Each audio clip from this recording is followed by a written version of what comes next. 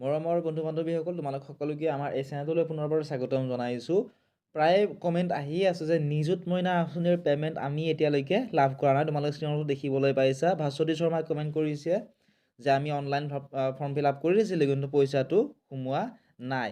ঠিক তেনেকৈ বৰ্ণালীয়ে কমেণ্ট কৰিছে যে ফাৰ্ষ্ট এণ্ড ছেকেণ্ড পে'মেণ্ট দুয়োটাই পোৱা নাই। অৰ্থাৎ তেওঁলোকে যেতিয়া চেকখন যেতিয়া দিছিলে তেতিয়া তেওঁলোকৰ পইচা সোমাইছে, কিন্তু তাৰপিছত তেওঁলোকৰ পইচাটো সোমোৱা নাই।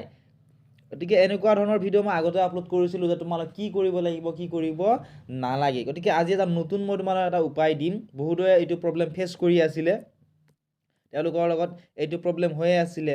ঠিক আছে, গতিকে তোমালোকে ভিডিঅ'টো শেষলৈকে চাবা ষ্টেপ বাই ষ্টেপ, তেতিয়াহে তোমালোকে গোটেইখিনি বুজি পাবা।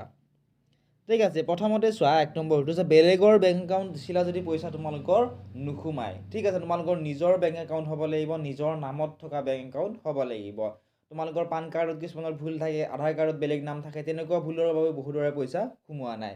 2 নম্বৰত তোমালোকে মন কৰিবা যে KYC কমপ্লিট যদি নাই, বেংকত যদি মাইনৰ একাউণ্ট হৈ থাকে, বহুতৰে মাইনৰ একাউণ্ট। ঠিক আছে, মাইনৰ একাউণ্ট যিসকলৰ আছে তেওঁলোকৰ একাউণ্টত KYC যেতিয়ালৈকে নিদিয়ে তেতিয়ালৈকে একাউণ্টটো লেনদেন কৰিব নোৱাৰা কৰি থৈ দিয়ে বেংকে। ঠিক আছে, যদি KYC তোমালোকৰ যদি দিয়া নাই, KYC কমপ্লিট কৰি ল'বা। তাৰপিছত একাউণ্ট ডিএক্টিভেট হৈ থাকিলে তোমালোকৰ পইচা নোসোমায়। আৰু 3 মাহতকৈ যদি তোমালোকে বেংকত লেনদেন তোমালোকে নকৰা, অকল পইচা তোমালোকে থ'লেই নহয়, পইচা বেংকৰ পৰা 3 মাহৰ মূৰত এবাৰ হ'লেও উলিয়াব লাগে। তেনেকৈ কৰি হ'লেও ডিএক্টিভেট কৰি থৈ দিয়ে বেংকে। ঠিক আছে, তেতিয়াও তোমালোকৰ একাউণ্টটো পইচা নোসোমায়। ঠিক আছে, আৰু যিসকল বিবাহিত আছে, নিযুত মইনা আঁচনিৰ মূল লক্ষ্যই আছিল যে অবিবাহিত হ'ব লাগিব, যাতে তেওঁলোকে পঢ়াত কোনো ধৰণৰ অসুবিধা নাপায়। পঢ়াৰ বাবে এই পইচাটো দিয়া হৈছিল। গতিকে বিবাহিতসকলে ইয়াৰ বাবে এলিজিবল নহয়।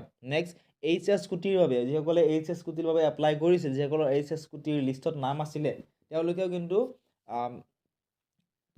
একাউণ্টত পইচাটো নাপায়। এতিয়া তোমালোক যদি এলিজিবল হয়, তোমালোকৰ এই মই কোৱাকেইটা গোটেইখিনি ঠিকেই আছে, তাৰ পিছতো তোমালোকৰ পইচাটো নোসোমোৱাৰ এটা মেইন কাৰণ হৈছে, বহুতৰে লগত এই কাৰণটো হৈছে, মই তোমালোকক স্ক্ৰীনশ্বট দেখুৱাই দিছোঁ, তোমালোকে চাই থাকা। মোক হোৱাটছআপত মেছেজ কৰি সুধি আছিলে আগতে যে আমাৰ পইচাটো আমি পোৱা নাই, কিহৰ কাৰণে, গোটেইখিনি আমাৰ ঠিকেই আছে তথাপিও আমাৰ পইচাটো সোমোৱা নাই।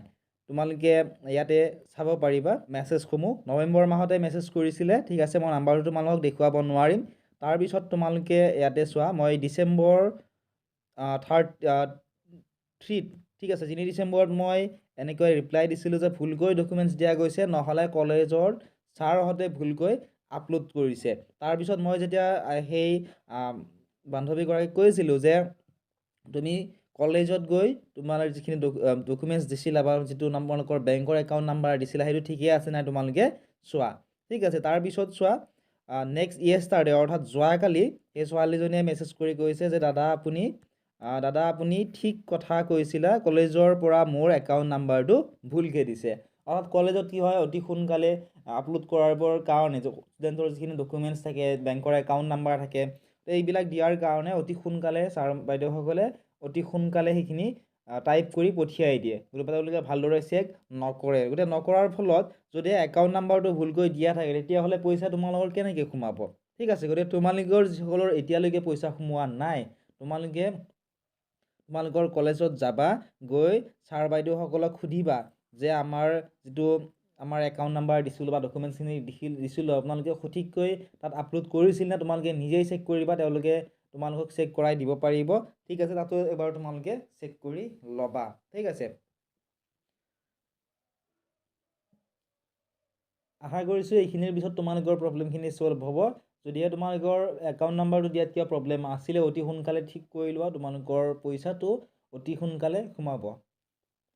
ইয়াৰ ৰিলেটেড যদি তোমালোকৰ আন কিবা ডাউট আছে বা সুধিবলগীয়া আছে, কমেণ্ট ছেকশ্যনত সুধিব পাৰিবা। চেনেলটো যদি ছাবস্ক্ৰাইব কৰা নাই, ছাবস্ক্ৰাইব কৰি দিবা।